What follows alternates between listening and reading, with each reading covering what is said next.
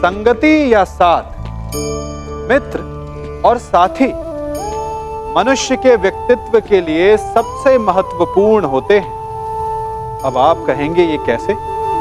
मनुष्य अवश्य अपने व्यक्तित्व के लिए उत्तरदायी होता है, परंतु मनुष्य संगति में ना चाहते हुए भी उसका व्यक्तित्व संगत की भांति हो जाता है। इन पात्रों को देख रहे हैं?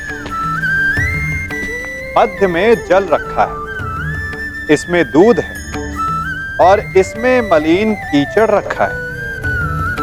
यदि मैं इस जल को इस दूध में मिलाता हूं तो ये जल दूध बन जाता है, और यदि इसी जल को इस मलिन कीचड़ में मिलाता हूं तो क्या हुआ? ये जल कीचड़ बन गया। ऐसी कोई युक्ति नहीं कि जल बिना घुले मिले दूध या कीचड़ में अपना अस्तित्व बनाए रखे या उनसे अलग रहे। और ठीक ऐसा ही मनुष्य के जीवन में भी होता है। यदि एक गुणहीन व्यक्ति गुणवानों की संगत में बैठे तो उसे भी गुणवान समझा जाता है, सम्मान का पात्र समझा जाता है।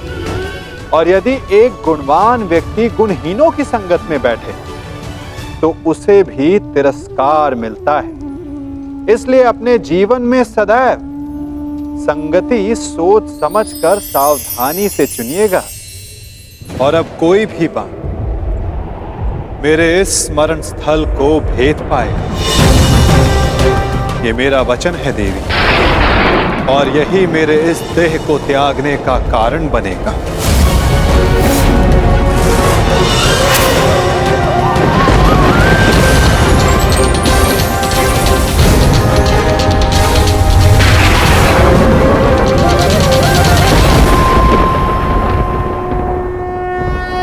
परंतु क्यों माता, आपने उस पत्ते पर पांव क्यों रखा? ऐसी क्या आवश्यकता थी आपको? मैंने जो किया उसकी आवश्यकता थी पार्थ, और अब जो मैं करने जा रहा हूं उसकी भी आवश्यकता है। परंतु मैं ऐसा करना नहीं चाहता था पार्थ। ये सत्य है कि बार्बरीक के ये 3 बाण अमोघ हैं। ये हमारे लिए शुभ समाचार है ना माधव? हाँ, परंतु धर्म के लिए ये सबसे अशुभ समाचार है विकोदर।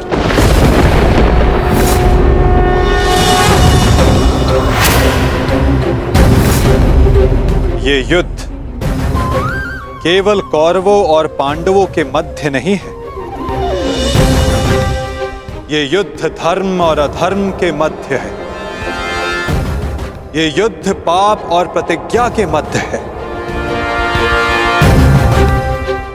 ये युद्ध श्राप और श्रापितों के मध्य है। और अब ये 3 बाण और इन बाणों का धारक बार्बरीक हमारे लिए सबसे बड़ी समस्या बन चुका है।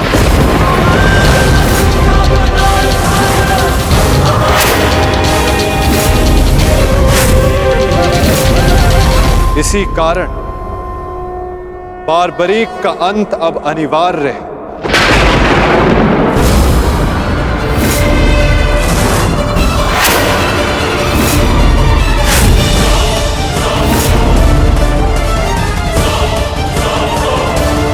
इसका वध अब अटल है।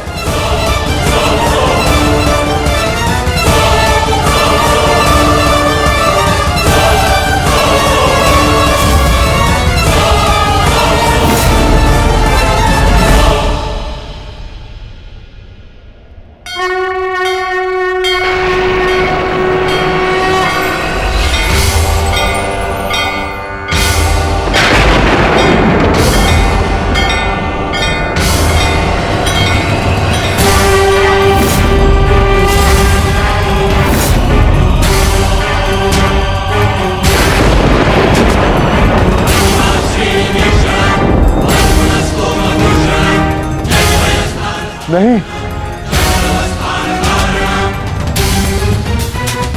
नहीं वासुदेव, मेरे जीवित रहते मैं ऐसा नहीं होने दूंगा। सुदर्शन चक्र को बारबरी तक पहुंचने से पहले मेरे मस्तक से होकर जाना होगा। यही नियति है भीम, और तुम ये भली भांति जानते हो बर्बरीक का अंत अब अनिवार्य है, अन्यथा युद्ध में सबका विनाश निश्चित है। मेरे पास अब और कोई विकल्प शेष नहीं।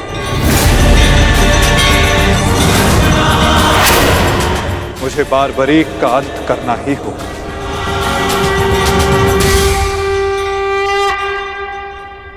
किंतु माता, इसका कोई समाधान तो निकल ही सकता है ना। हम बारबरीक को युद्ध से दूर भी तो रख सकते हैं। तो फिर इसका अंत अनिवार्य क्यों?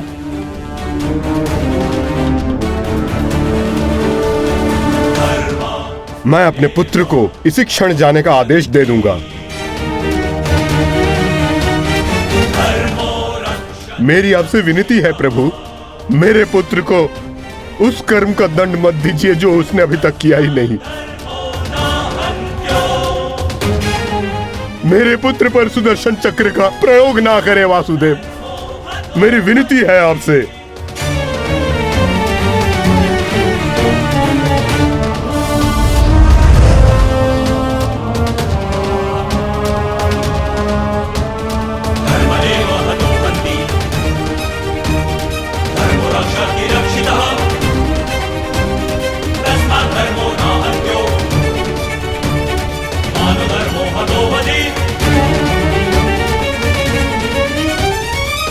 रुकिए पिताश्री।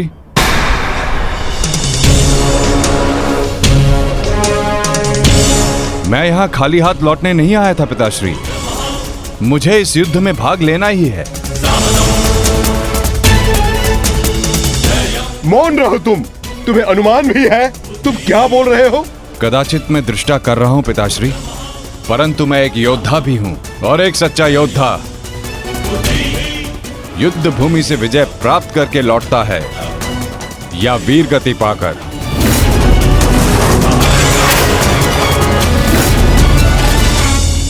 क्षमा कीजिएगा वासुदेव, परंतु युद्ध में बारबरीक के भाग लेने से हमें क्या हानि होगी? बारबरीक हमारे पक्ष से युद्ध करेगा, हानि तो केवल कौरवों को होगी वासुदेव। नहीं युधिष्ठिर, जो तुम्हें दिख रहा है वो सत्य नहीं है। क्यों बारबरीक, मैंने उचित कहा ना? मैं समझा नहीं वासुदेव। बारबरीक निश्चित रूप से हमारे पक्ष में लड़ेगा, तो इसमें क्या संदेह है? क्यों पौत्र? सत्य यह है कि मैं इस युद्ध में निर्बल पक्ष की ओर से भाग लूंगा।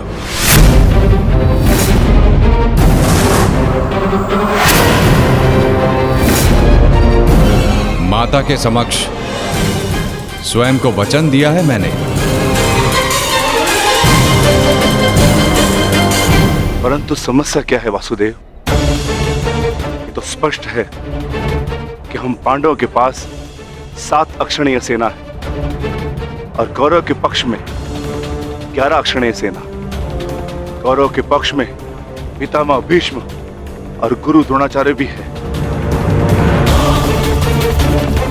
शक्ति गणना के अनुसार कौरव का पलड़ा हमसे अधिक भारी है, इसलिए बारबरीक हमारे ही पक्ष में युद्ध लड़ेगा।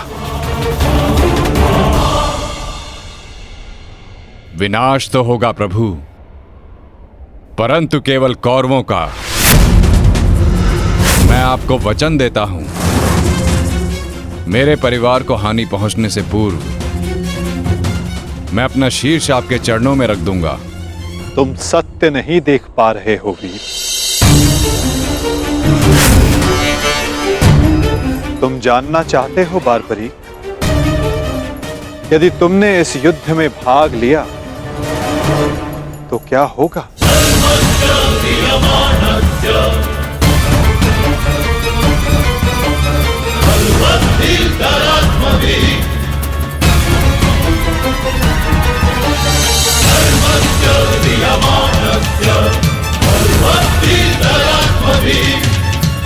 तो देखो,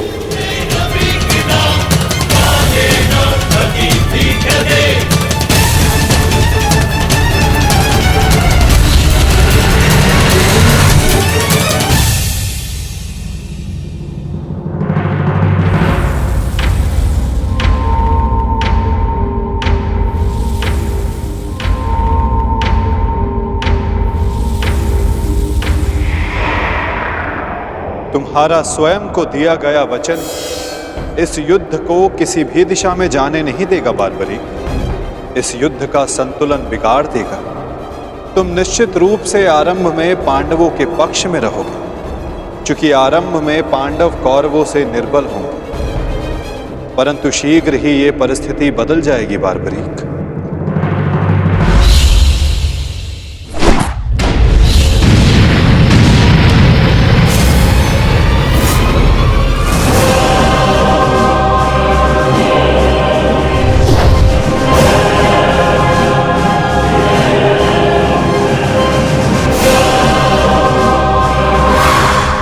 जब कौरवों का विनाश प्रारंभ होगा तो शीघ्र ही पांडवों का पलड़ा कौरवों से अधिक भारी हो जाएगा और तुम अपने वचन के कारण संतुलन बनाए रखने के लिए अपना पक्ष छोड़कर कौरवों के पक्ष में चले जाओगे और उसके पश्चात तुम पांडवों पर प्रहार करने लगोगे। और इसी कारण इस युद्ध का संतुलन बिगड़ जाएगा।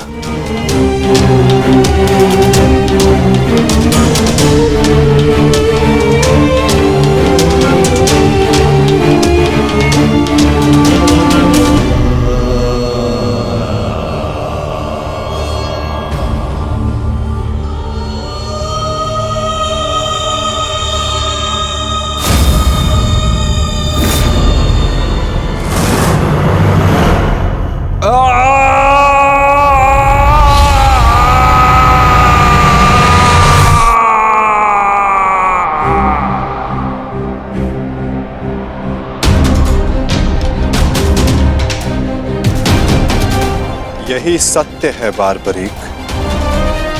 यदि तुम इस युद्ध में हुए तो यही होगा।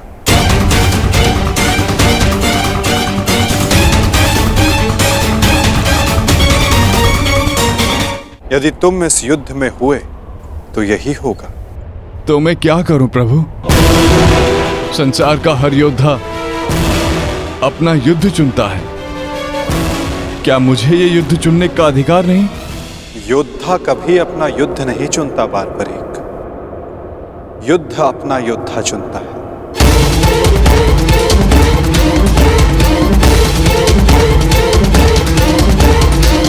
तो आदेश दें प्रभु, मुझे क्या करना है?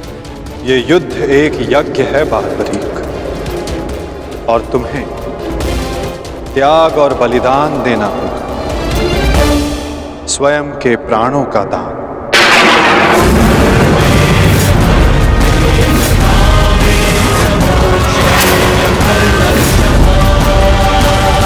नहीं पौत्र, नहीं।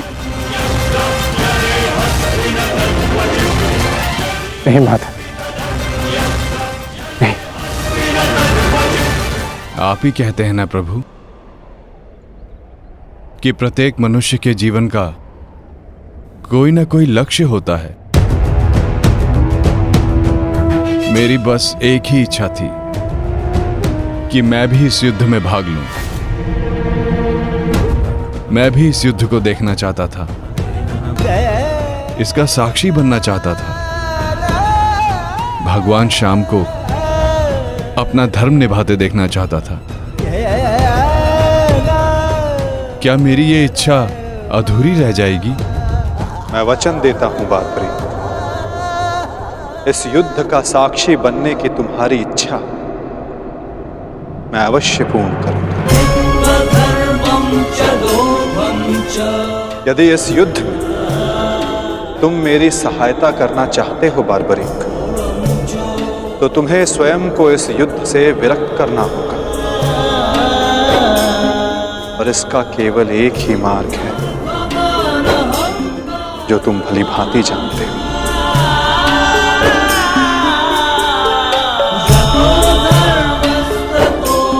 मैं समझ गया प्रभु।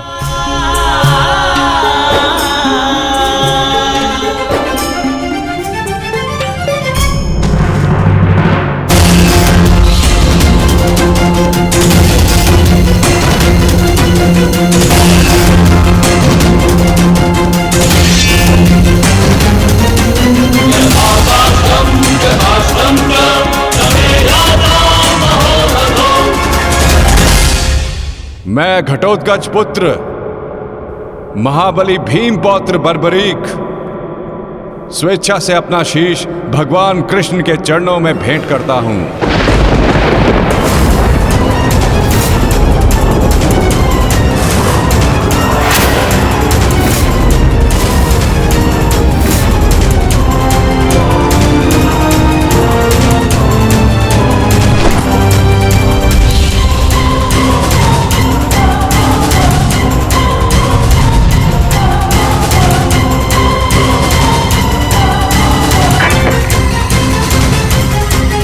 भगवान श्याम की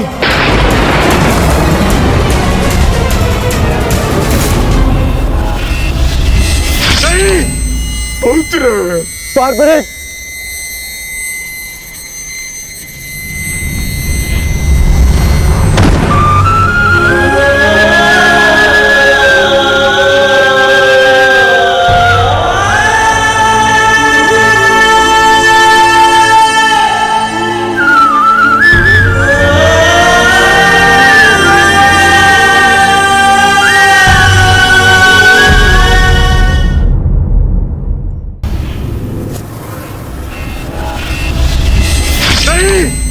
पुत्र बार्बरिक,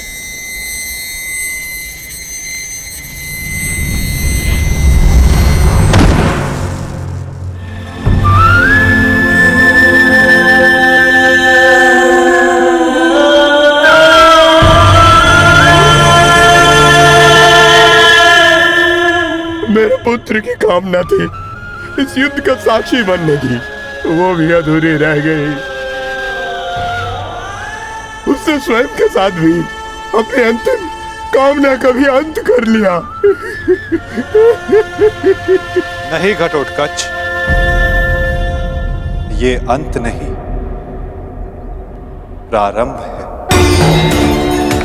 बार्बरीक की अंतिम इच्छा अवश्य पूर्ण होगी।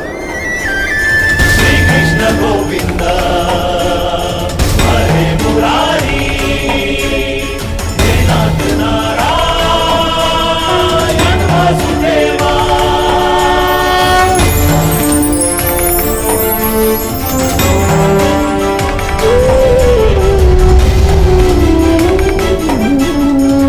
कृष्ण गोविंद हरे मुरारी, हे नाथ नारायण वासुदेवा। कृष्ण गोविंद हरे मुरारी, हे नाथ नारायण वासुदेवा। कृष्ण गोविंद हरे मुरारी, हे नाथ नारायण वासुदेवा। कृष्ण गोविंद हरे मुरारी, हे नाथ नारायण वासुदेवा। कृष्ण गोविंद हरे मुरारी, हे नाथ नारायण वासुदेवा। कृष्ण गोविंद हरे मुरारी, हे नाथ नारायण वासुदेवा। कृष्ण गोविंद हरे मुरारी, हे नाथ नारायण वासुदेवा।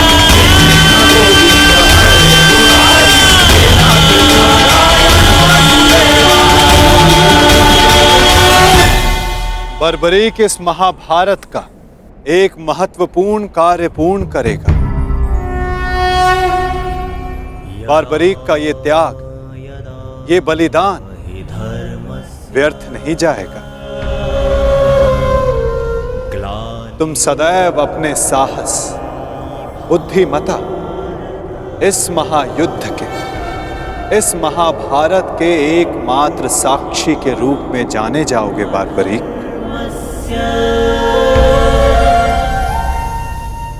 संसार तुम ही से जानेगा कि इस महायुद्ध में जो कुछ भी हुआ धर्म के अनुसार हुआ, और इस संसार के अंत तक तुम इस धर्म युद्ध के साक्षी रहोगे बारबरीक। तुम्हारे इस निस्वार्थ बलिदान के लिए तुम्हें सदा आदर दिया जाएगा बारबरीक, और तुम्हारी खाटू श्याम के नाम से पूजा की जाएगी।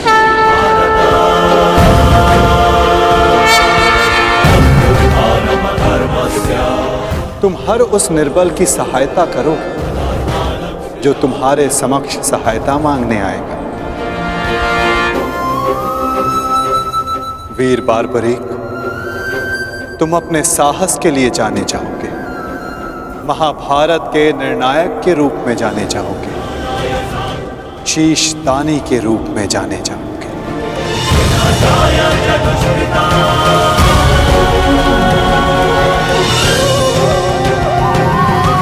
इस युद्ध रूपी यज्ञ में यही नियति है विजय की।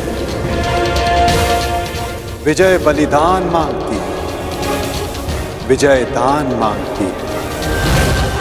दानी बारबरीक, तुम सदा अमर रहोगे।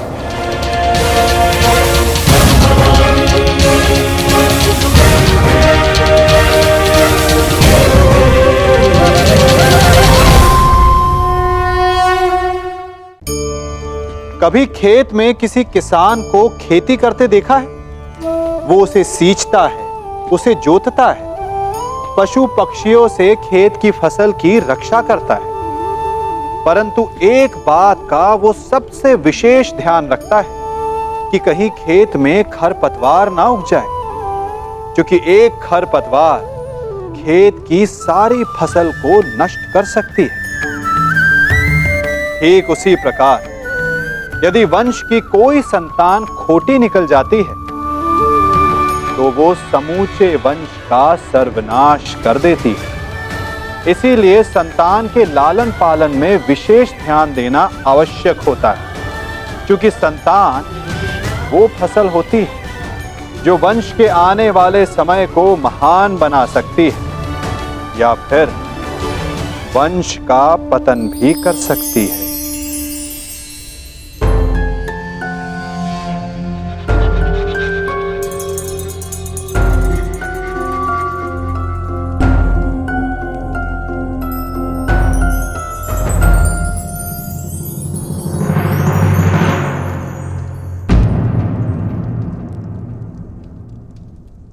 सूर्यदेव, आप?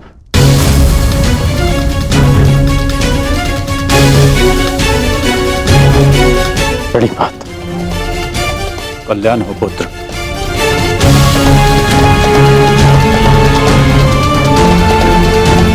ऐसी क्या आवश्यकता आन पड़ी कि आपको इस समय मेरे समक्ष आना पड़ा? कुछ समय पश्चात मैं आपको अर्घ भेंट करने आने ही वाला था। आज मैं अर्घ लेने नहीं आया हूं पुत्र, तो मैं एक चेतावनी देने आया हूं।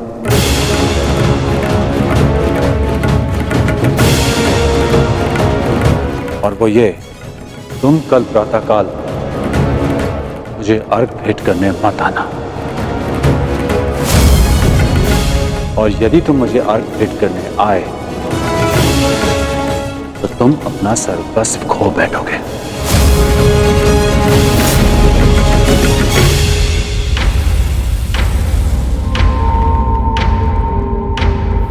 हाँ पुत्र, मेरी विनती है तुमसे, कल प्रातःकाल तुम मुझे अर्घ देने मत आना। परंतु मैं तो आपको बचपन से अर्घ देते आया हूं, तो आज अचानक ऐसा क्या हो गया कि आप मुझे अर्घ देने से रोक रहे हैं? तुम्हारा वचन पुत्र, तुमने प्रतिज्ञा ली है, सूर्य को अर्घ देते समय यदि कोई भी तुमसे कुछ भी मांगेगा तो वो तुम उसे दान में दे दोगे। कल का अर्घ तुम्हें कुछ ऐसा दान देने पर विवश कर देगा जिससे तुम मेरा दिया हुआ आशीर्वाद सदैव के लिए खो बैठोगे। देवराज इंद्र ने तुम्हें परास्त करने के लिए षड्यंत्र रचा है। वो कल प्रातःकाल तुमसे दान मांगने आएंगे और दान में वो तुमसे कवच और कुंडल मांगे। तुम्हें ज्ञात है पुत्र? मुझे ज्ञात नहीं, परंतु आपको चिंतित देख के आभास हो गया। और यदि स्वयं मेरे पिताश्री मुझे चेतावनी देने आए हैं कि इंद्रदेव मुझसे दान मांगने आएंगे, तो इसका सीधा संबंध अर्जुन से होता है, इंद्रदेव का पुत्र अर्जुन। और उसमें कोई बुराई भी नहीं, क्योंकि हर पिता अपने पुत्र की भलाई चाहता है। यदि इतना समझते हो तो यह भी समझ लो पुत्र कि यह पिता भी यही चाहता है कि उसके पुत्र के साथ कोई अन्याय ना हो, कोई छल ना हो। मेरी विनती है तुमसे, कल प्रातःकाल मुझे अर्घ देने मत आना। पहले भी मैं तुम्हारे साथ बहुत अन्याय कर चुका हूं पुत्र, परंतु अब और अन्याय नहीं। कहो पुत्र, अपने पिता की बात मानोगे? कल प्रातःकाल अर्घ देने नहीं आओगे ना? मुझे उत्तर दो पुत्र, मुझे उत्तर दो। प्रश्न उत्तर का समय नहीं बचा है। मनुष्य का कर्म उसके हर प्रश्न और उत्तर से बड़ा होता है। और अब आपके कर्म का समय हो गया है। अंधकार में डूबे समस्त संसार को आपको प्रकाश देना है। आप अपना कर्म और धर्म निभाइए और मैं अपना कर्म और धर्म निभाऊंगा। बस आपसे एक प्रार्थना है कि अब ये अन्याय मत होने दीजिएगा कि संसार कहे कि कर्ण ने अपने जन्मदाता को अपना धर्म करने से रोक दिया।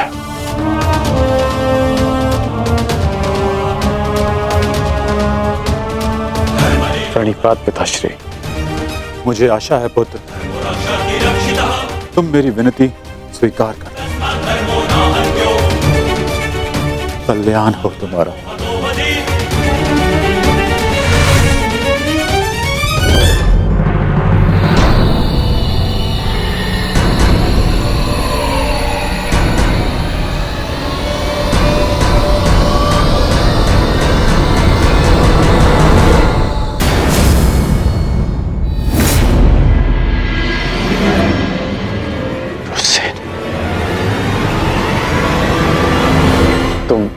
तुम यहाँ क्या कर रहे हो?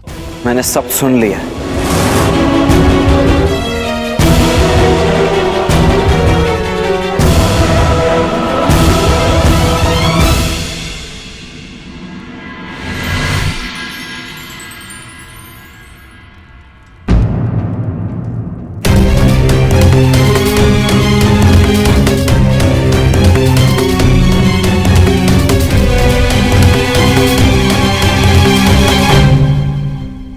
सूर्य नारायण, आप यहाँ? इस प्रकार यहाँ आने के लिए मैं आपसे क्षमा चाहता हूं, परंतु पुत्र कर्ण पर बहुत बड़ा संकट आने वाला है। उसे सावधान करना होगा।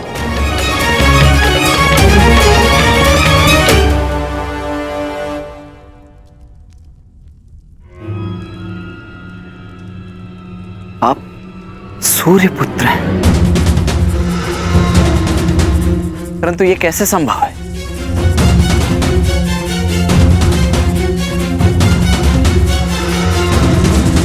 मेरे जन्म से पूर्व एक स्त्री को वरदान मिला था कि वो किसी भी देवता का आवाहन करके कोई भी वरदान पा सकती थी।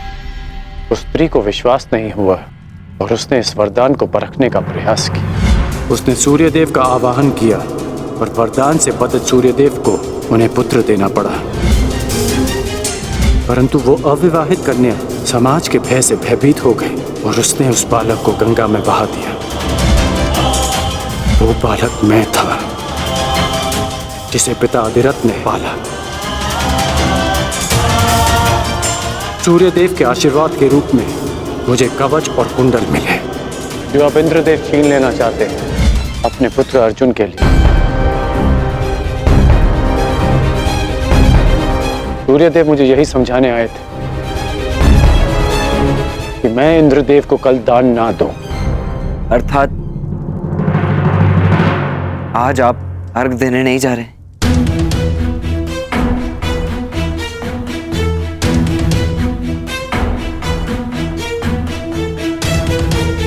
नहीं, मैं अवश्य जाऊंगा।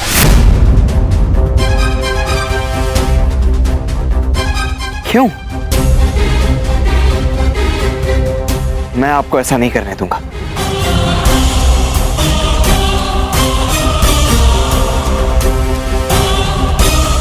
मुझे क्यों नहीं जाना चाहिए? एक दान के भय से अपना संकल्प तोड़ दो, अपना सम्मान खो दो? नहीं पुत्र, ये सूत पुत्र ऐसा कायर नहीं है। आप स्वयं के साथ ऐसा अन्याय कैसे होने दे सकते हैं पिताश्री? आप भली भांति जानते हैं आपके साथ छल होने जा रहा है। फिर भी वो सूर्यदेव जिन्होंने आपको अपना नाम कभी नहीं दिया, जिस पर आपका अधिकार था, वो सम्मान कभी नहीं दी, फिर भी आप उन सूर्यदेव के सम्मान के लिए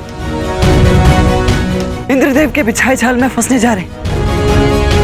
पिताश्री, ये कवच आपकी सबसे बड़ी सुरक्षा है और आप इसे इंद्रदेव को दान में दे देंगे। क्यों? केवल सूर्यपुत्र होने के सम्मान के लिए? नहीं, एक सूत पुत्र होने के अभिमान के लिए।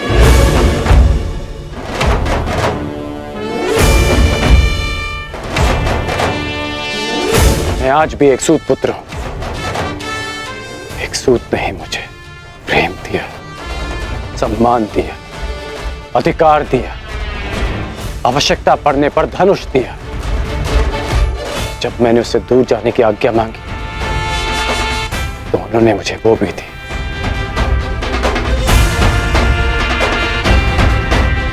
तुमने ठीक कहा पुत्र कि जिन सूर्यदेव ने मुझे मेरा नाम, मेरा सम्मान नहीं दिया, मैं उनके एक उपहार के लिए ऋणी क्यों रहूं? पुत्र, तुमने पूर्णतः अपने पिता को नहीं पहचाना। मैं अपनी सुरक्षा के लिए कवच और कुंडल पर निर्भर नहीं हूं।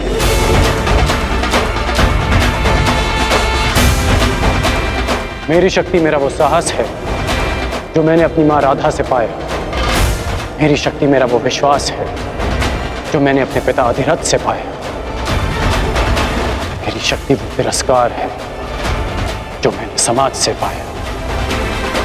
इस राधेकरण के कौशल और योग्यता को किसी कवच कुंडल की आवश्यकता नहीं है।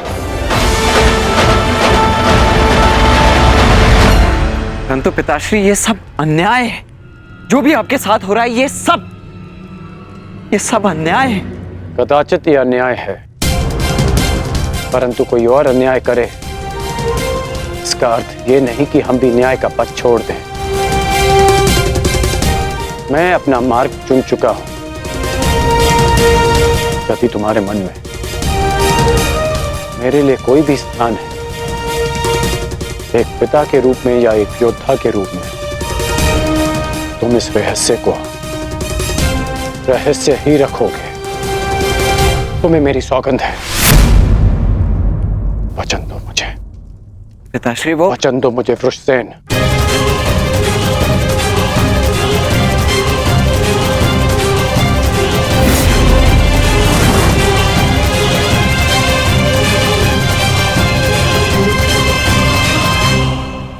सूर्य उदय का समय हो गया है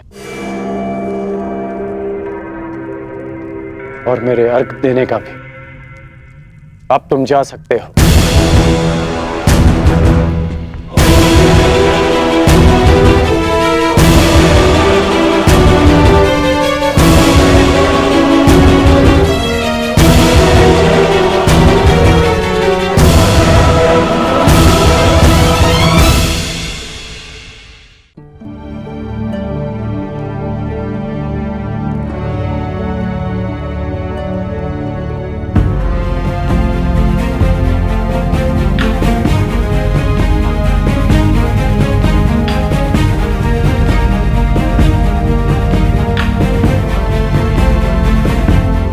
क्या हुआ माता? समय हो गया है, परंतु अभी तक सूर्यदेव उदित नहीं हुए। क्योंकि कदाचित ये उदय होने का उचित समय नहीं है पार्थ। मैं समझा नहीं माता। सूर्यदेव का उदित होना अनिवार्य है, प्रकृति का नियम है। भला इसके विरुद्ध कौन जा सकता है?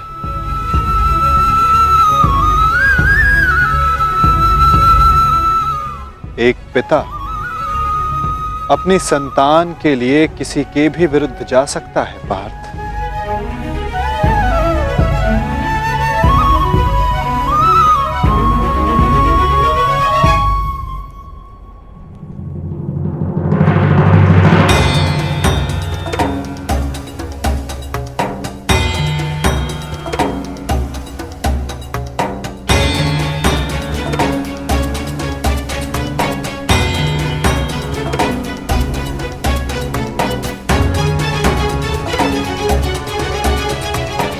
प्राणिपात वासुदेव।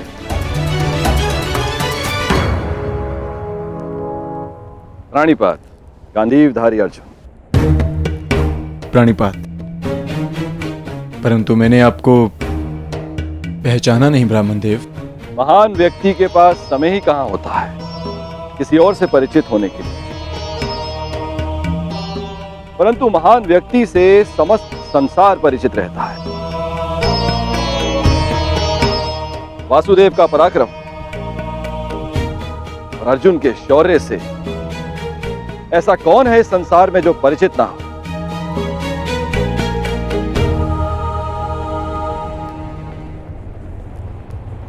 धन्यवाद।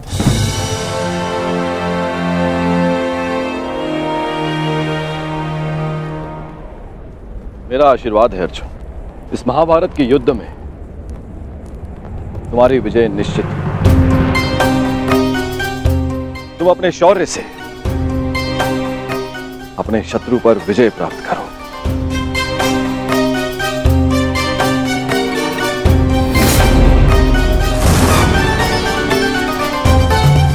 मैंने आपकी बात सुनी वासुदेव,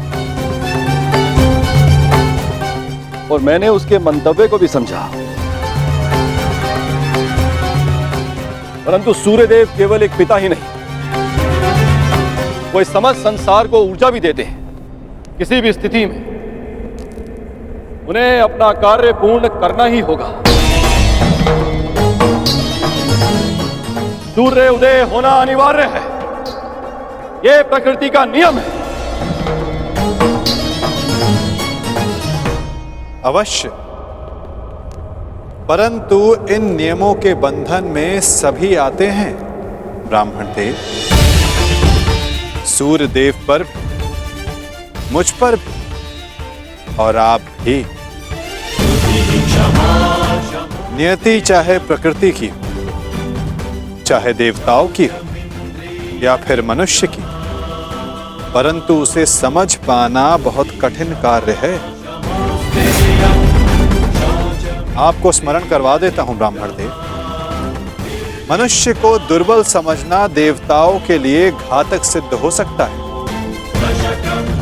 ऐसा कोई विघ्न नहीं जो एक दृढ़ निश्चयी मनुष्य का मार्ग रोक सके। यदि मनुष्य चाहे तो वो पर्वतों का स्थान भी बदल सकता है। मैं मनुष्य की नियति और निश्चय को कम नहीं आंक रहा वासुदेव, परंतु किसमें कितना बल है ये तो केवल परीक्षा से ही सिद्ध होगा। कभी कभी परीक्षा में परीक्षार्थी नहीं, परीक्षा लेने वाला भी असफल हो जाता है ब्राह्मण देव।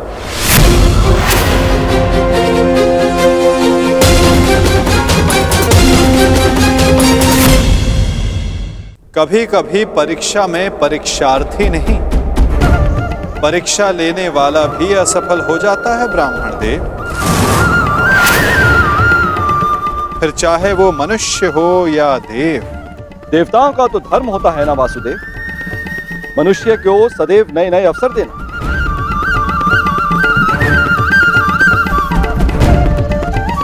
उचित कहा आपने ब्राह्मण देव, परंतु अवसर में यदि छल और भेदभाव आ जाए तो वो अवसर नहीं होता।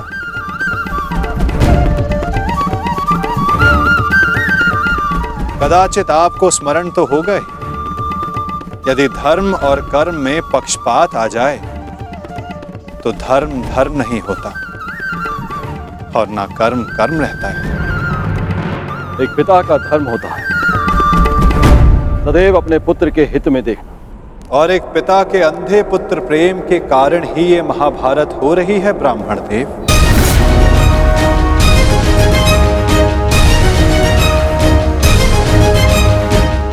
मुझे पिता से कोई लेना देना नहीं। देखना यह है कि क्या एक पुत्र अपना धर्म निभा पाता है या नहीं।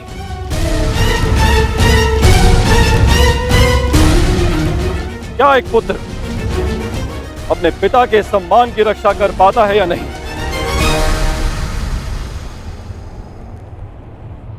आज्ञा दें वासुदेव, मेरा प्रस्थान करने का समय हो चला है। प्राणीपात।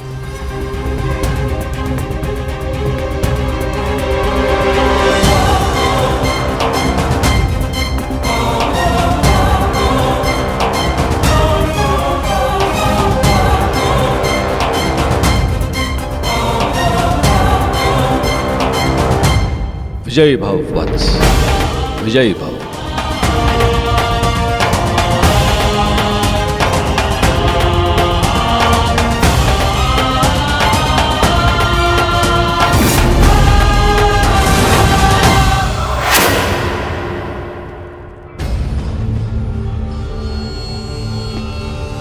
रुक जाइए पिताश्री।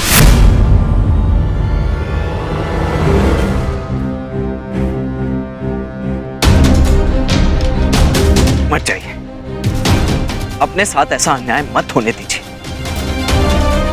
सूर्यदेव ने आपके साथ जो अन्याय किया उसके पश्चात आप ऐसा कैसे कर सकते हैं? मैं ये सब इसलिए कर रहा हूं क्योंकि ये मेरा धर्म है, एक सूत का धर्म। हम सूत सदा देते आए हैं, युद्ध में सारथी बनकर सुरक्षा देते हैं, राज्य को समय पर कर देते हैं। आज एक सूर्य पुत्र के सम्मान का नहीं, एक सूत पुत्र के सम्मान का प्रश्न है। वो सूत पुत्र जिसने दान में मांगी हर वस्तु देने का वचन दिया है, आज मुझसे कोई मेरे कवच और कुंडल क्या प्राण भी मांगेगा तो मैं दे दूंगा।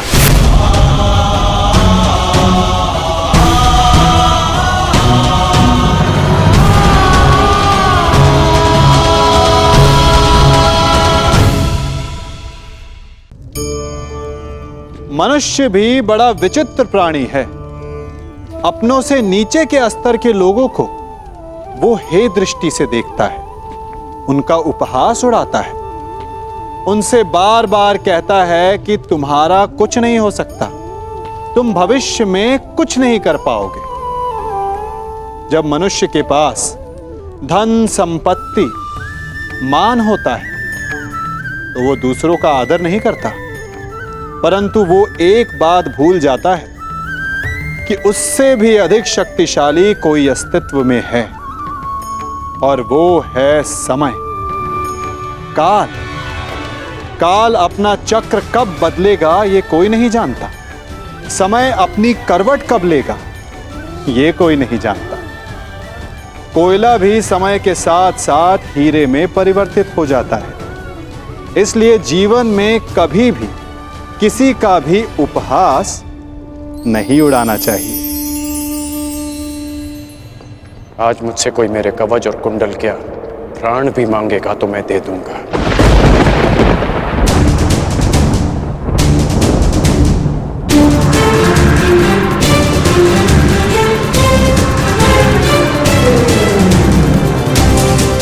नहीं पिताश्री, मैं आपको ऐसा नहीं करने दूंगा, चाहे कुछ भी हो जाए। मेरे मार्ग से हटो, मेरे मार्ग से हटो और मुझे मेरा धर्म निभाने दो।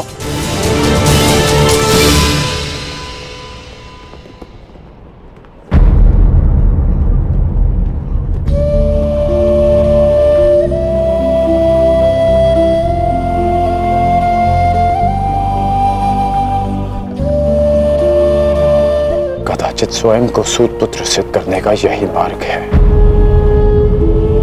कि मैं सूर्य से मिले इस आशीर्वाद को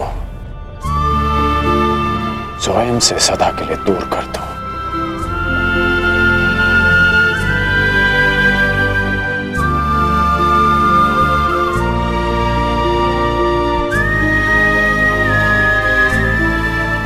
पिताश्री, परंतु सूर्यदेव तो अभी तक उदित भी नहीं हुए। सूर्य देखे बिना उन्हें अर्घ कैसे देंगे पिताश्री?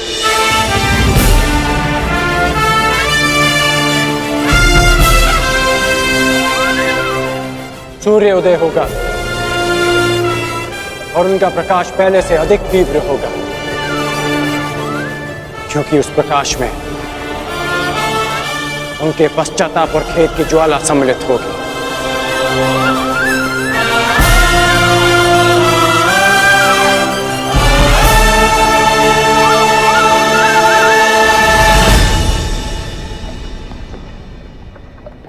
पश्चाताप तो मुझे भी है पिताश्री कि मैं आपको कभी ठीक से समझ ही नहीं पाया। परंतु मैं आपको स्वयं के साथ ये अन्याय नहीं करने दूंगा। केवल एक ही व्यक्ति है जो इस अन्याय को होने से रोक सकता है। हाँ।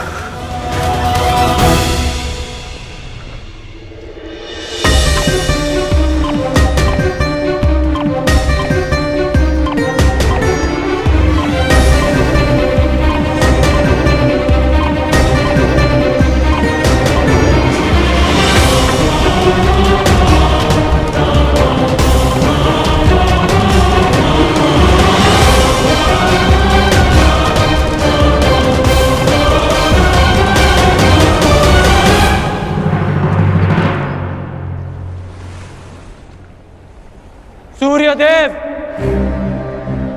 ये एक पिता का धर्म होता है कि वो अपने पुत्र को उचित मार्ग दिखाए। क्या अब एक पुत्र अपने पिता को मार्ग दिखाएगा? अपने पुत्र मोह में अपने कर्तव्य से मुंह मत मोड़िए। प्रकट होइए सूर्यदेव, प्रकट होइए सूर्यदेव, प्रकट होइए सूर्यदेव, प्रकट होइए सूर्यदेव, प्रकट होइए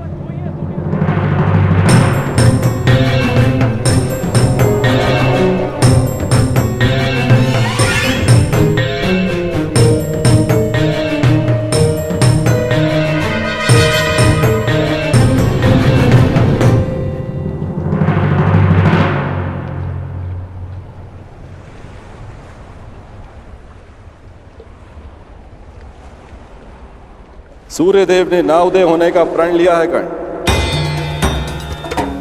सूर्य उदय की प्रतीक्षा कर कर अपना समय व्यर्थ कर रहे हो कर्ण। सूर्यदेव अपना उत्तरदायित्व भूल चुके हैं। प्रकृति निर्मोही है और उसका संबंध केवल अपने कर्तव्य से है, और स्वयं सूर्यदेव भी इस प्रकृति का महत्वपूर्ण भाग है।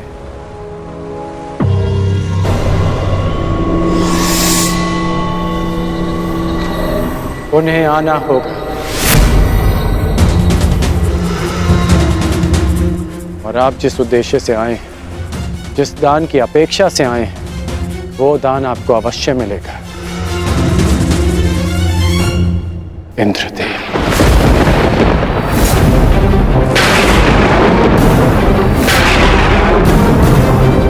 आपने एक भिक्षुक की मर्यादा का उल्लंघन किया है।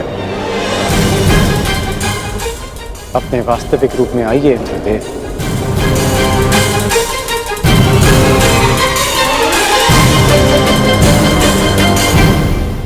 इसका अर्थ है कि सूर्यदेव ने तुम्हें पहले ही मेरे मंतव्य से अवगत करा दिया, परंतु आश्चर्य का फिर भी तुम अर्घ देने, दान देने, भेंट देने चले आए अंगराज। सूर्यदेव ने वो किया जो एक पिता का धर्म होता है। आपने वो किया जो एक पिता का मोह होता है, और मैं वो करूंगा जो एक योद्धा का कर्तव्य होता है, वचन का पालन। और जब देवराज स्वयं भिक्षुक बनकर दान मांगने आए हैं, तो इस राधे के लिए इससे अधिक गर्व की बात और क्या हो सकती है? अद्भुत। बहुत अधिक आत्मविश्वास है तुम्हें तुम पर, परंतु ज्ञात रहे अति आत्मविश्वास नाश का कारण बन जाता है। विश्वास तो आप खो बैठे हैं कि जब तक मेरे पास कवच और कुंडल है, आपका पुत्र अर्जुन मुझे परास्त नहीं कर पाएगा। मेरे लिए यह गर्व की बात है कि अर्जुन मेरा सामना तब करेगा जब मेरे पास कोई सुरक्षा नहीं होगी। तभी मेरा वास्तविक कौशल उसके समक्ष आएगा। बहुत अहंकार है तुम्हें स्वयं पर अंगराज। भला मुझे किस बात का अहंकार होगा? कवच और कुंडल का? ये तो एक पुत्र को उसके पिता की ओर से एक सामान्य उपहार है। मेरा अभिमान, मेरा पराक्रम और कौशल है, जिसे अब आप भी देखेंगे और आपका पुत्र भी। मैं अपना कवच और कुंडल आपको प्रसन्नता से भेंट कर दूंगा, क्योंकि युद्ध में बने रहने के लिए मुझे इनकी आवश्यकता नहीं है। उसके लिए मेरा पराक्रम और मेरे गुरु का प्रशिक्षण ही पर्याप्त है। परंतु आपको दान लेने के लिए एक ब्राह्मण का रूप धारण करने की आवश्यकता नहीं थी। आपको देवराज होने की मर्यादा में रहना चाहिए था। मानता हूं कि मैंने पुत्र मोह में ऐसा किया, परंतु पुत्र मोह का अपराधी केवल मैं ही नहीं, कोई और भी है जो अपने कर्तव्य मार्ग से टिक रहा है। कदाचित तुम्हारे पिता आज उदय ना होकर तुम्हें दान नहीं करने देना चाहते। दान का वचन मेरा है, जिसे मैं पूर्ण करूंगा। और उदय होना सूर्य देव का धर्म है। जब पुत्र अपना कर्तव्य निभा रहा है, तो एक पिता को भी अपना धर्म निभाना होगा। सूर्य देव को उदित होना होगा।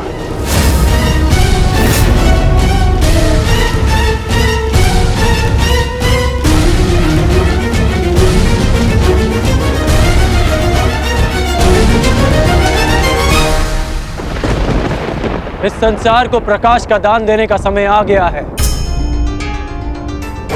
पिता वो होता है जो जीवन देता है। आप केवल कर्ण के पिता नहीं, इस जगत के पिता हैं। क्योंकि यह जगत आपके प्रकाश और ऊर्जा से जीवन पाता है। फिर आप ऐसा कैसे कर सकते हैं कि अपने एक पुत्र के हित के लिए अपनी सारी संतानों के प्रति आप अपना उत्तरदायित्व भूल जाएंगे? मैं जानता हूं कि आप केवल मेरी रक्षा करना चाहते हैं, परंतु स्मरण रहे सूर्यदेव कि एक श्रेष्ठ पिता वो नहीं होता जो अपने पुत्र के समक्ष ढाल बनकर खड़ा रहे, बल्कि एक श्रेष्ठ पिता वो होता है कि जो संसार के दिए घावों का सामना करने में अपने पुत्र को सक्षम बनाए।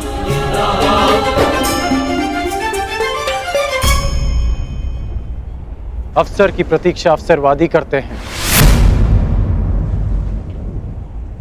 छल करके अपना मंतव्य पूर्ण करते हैं।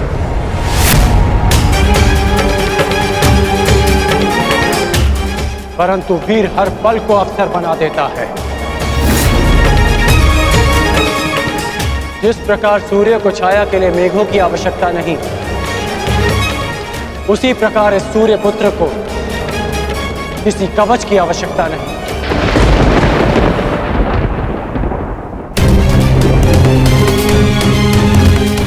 आपने अपना कर्म किया,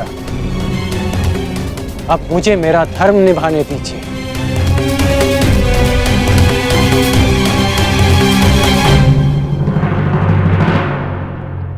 वासुदेव! वासुदेव! वासुदेव! क्या आप मुझे योग्य नहीं समझते कि मैं अपने जीवन का निर्णय स्वयं ले सकूं? अगर आपको मुझ पर विश्वास है तो ये निर्णय मुझे लेने दीजिए, ये दान मुझे देने दीजिए पिताश्री।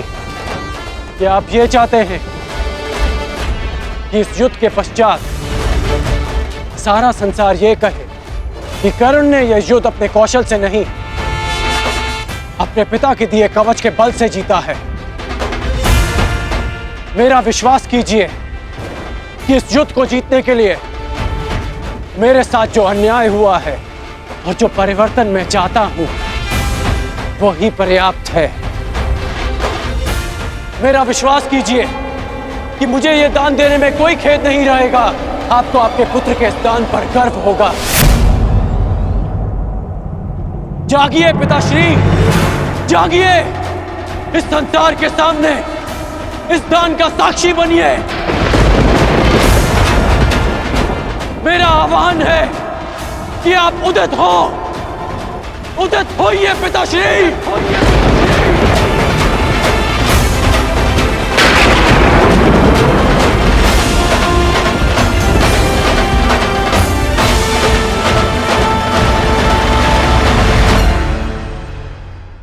मेरा आह्वान है कि आप उदित हो, उदित होइए पिताश्री।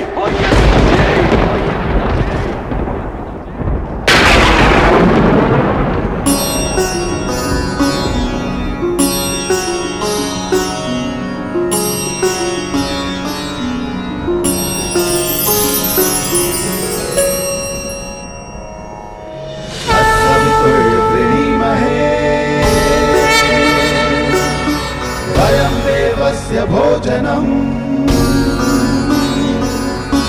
तत्सवितुर्वृणीमहे वयं देवस्य भोजनं श्रेष्ठं सर्वसाधकं दूरं भगस्य धीमहि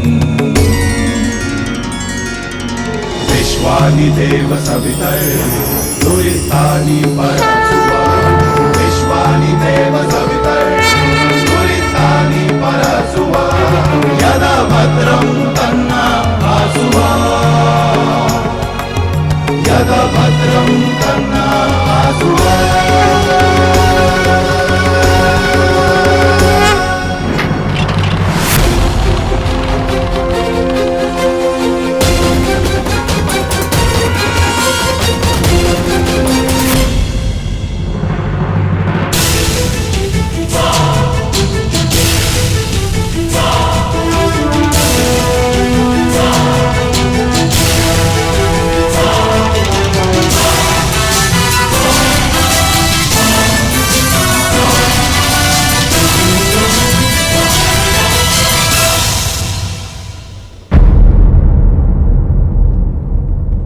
वासुदेव!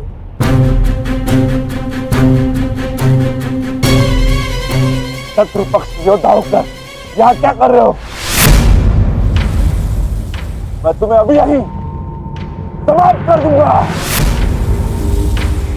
शांत विकोदर।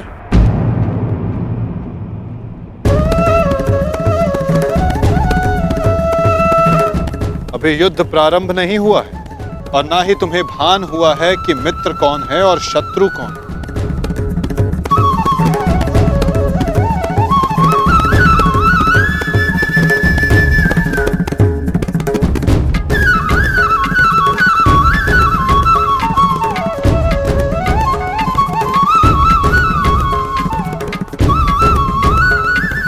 मेरे साथ आओ वृषसेन।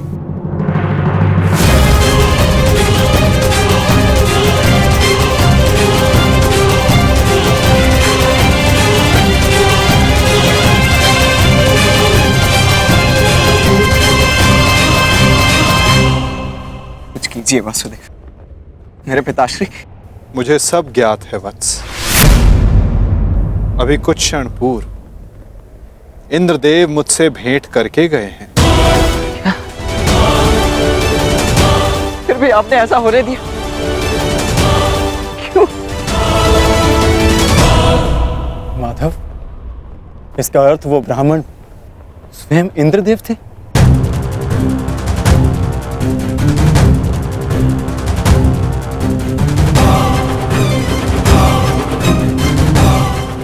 नहीं, वो देवता नहीं, केवल एक पिता थे। इसीलिए देव होकर भी वो कर्म करने जा रहे हैं जो राक्षसों को भी शोभा नहीं देता। परंतु आप कुछ कीजिए वासुदेव। इंद्रदेव आज मेरे पिताश्री से दान में उनके कवच और कुंडल मांगने वाले।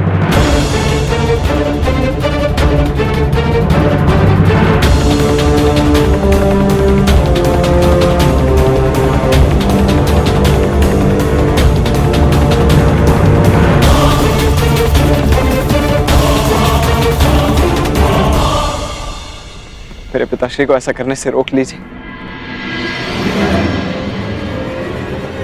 उनकी रक्षा कीजिए। कौन थे अर्जुन? अंततः वो आपके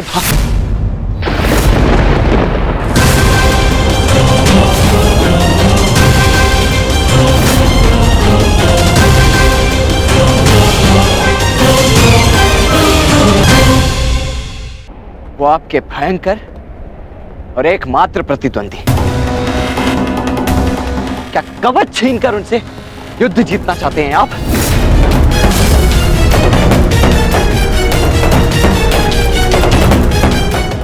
परंतु आपसे क्यों बात कर रहा हूं? आप ही के कारण तो ये सब हो रहा है।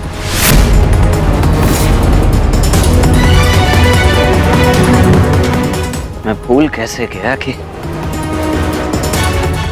इंद्रदेव स्वयं आपके पिता हैं।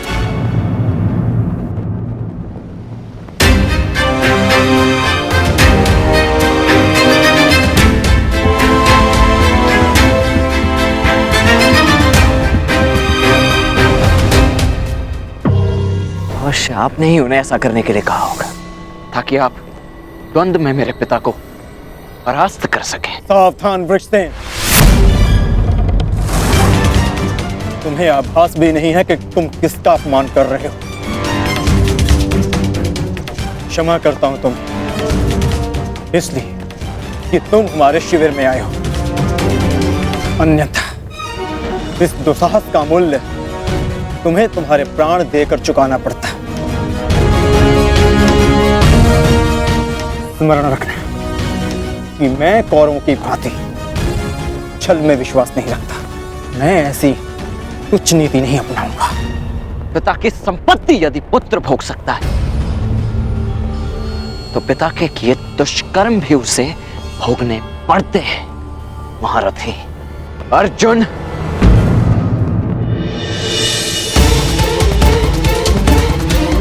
ये उचित नहीं हो रहा है माता।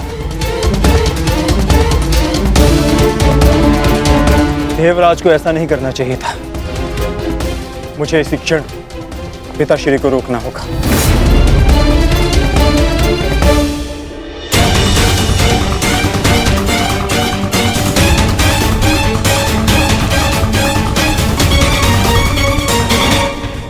कहिए इंद्रदेव, क्या दान मांगने आए हैं आप?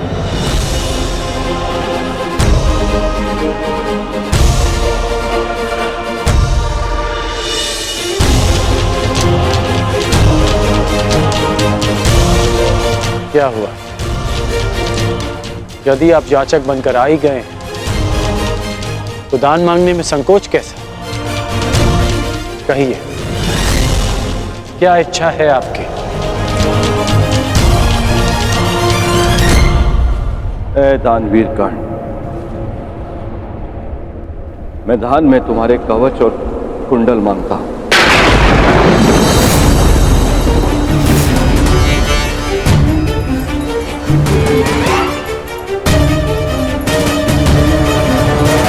जो आज्ञा इंद्रदेव। आपने मुझसे दान नहीं मांगा, बल्कि मुझ पर उपकार किया है। एक सूत पुत्र के पास स्वर्ण कवच रहने का क्या लाभ?